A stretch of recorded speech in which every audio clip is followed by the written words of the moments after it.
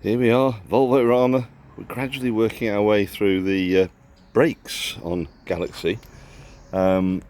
We've freed off the caliper at the back. Caliper right hand side unfortunately is jammed solid. I have however found a good one that I took off the Torslander when I did all of its brakes. Fortunately though, I'm in great shape here because I've got a helper. Hello, fat cat. What you doing? What you doing? What you doing? Have you come to help? Have you come to help, hey?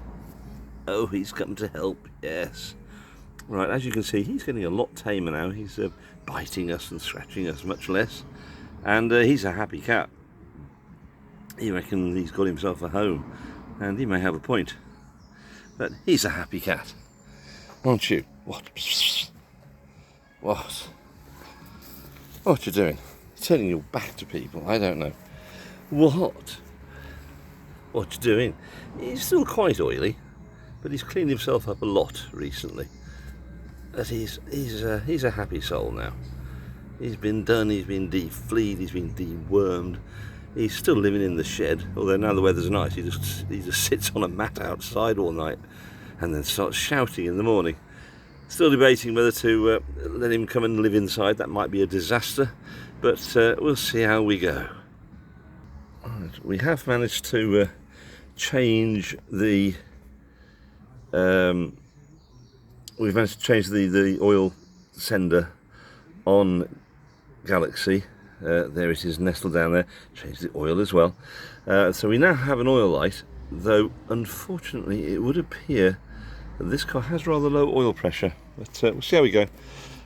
It's all very much jury-rigged. Purists will be disgusted with this because at the moment that's its oil light. I cannot get the one in the dash working. The circuitry to it doesn't seem to be attached. So yes, we have that. It is a Volvo light though. It's off an Amazon dashboard. But yeah, it's not very neat, but it works. That's the main thing. It works, it works, it works. Right. And right, yeah, as I say, this brake caliper is bad.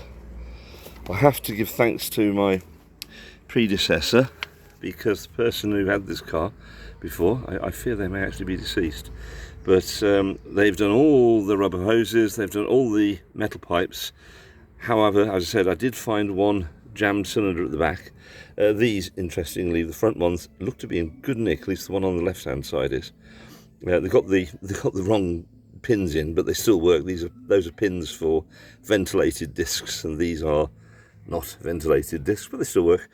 I'm gonna have to work with these front discs. I don't have any more right now, but I think they'll be okay once they've been cleaned up. Rear discs are rough. However, due to an error in purchasing or an error in sales, I've actually got to end up with another. I've got a spare pair of rear discs, so I may put some new rear discs on, which will make it very happy. My helper is still here. You do like it on that mat, don't you, cat? Oh God, we can have a quick scratch. Of course we are. Yes. What? Oh dear, oh dear, oh dear. Isn't it hopeless? A minor little job that this required was I had to replace the horns because neither of them were working. And the circuitry is all right. Managed to get one of the existing ones working by bashing it about and adjusting it on the back. And I stole another horn off the Spanish Exile 240 down the back. So it's got working horns. They're both Volvo horns, and so that's nice. All right, and we just continue gradually working our way through the list of jobs on this fine 1980 square headlights 240. Although, as I said before, I've got all the kit to make it round headlights, which will be nice. Torslander completed its epic trip to the Anson Engine Museum with three lots of people, 3 people and a load of food and stuff in the back, and it did brilliantly. The funny warning light came on once, but once extinguished, it stayed out, and it's been good ever since. And it's done superb miles per gallon on that trip. I mean, really sort of like 30 odd, which is pretty good for a big old 240. So it did a great job there.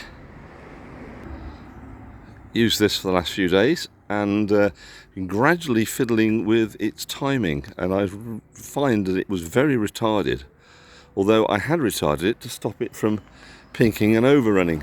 I don't quite know what's happened, but suddenly it's actually happy to deal with much more advanced timing, and it goes like a rocket now. You sort of had this issue of no power until you got to about 2,500 revs, but now it's back to how a fairly normal engine would be. Lots of torque, lots of pull from low revs.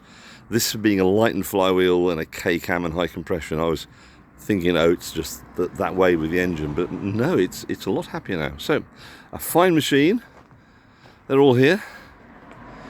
This is, of course, going absolutely great. Fixed a puncture, no big deal, and we're okay. It's fine. It's Saturday. No, it isn't. It's Sunday, and it's sunny. Got to go to work tomorrow, but never mind. Right. Yes, a typical happy scene here at Volvo Rama. Right, take care, bye.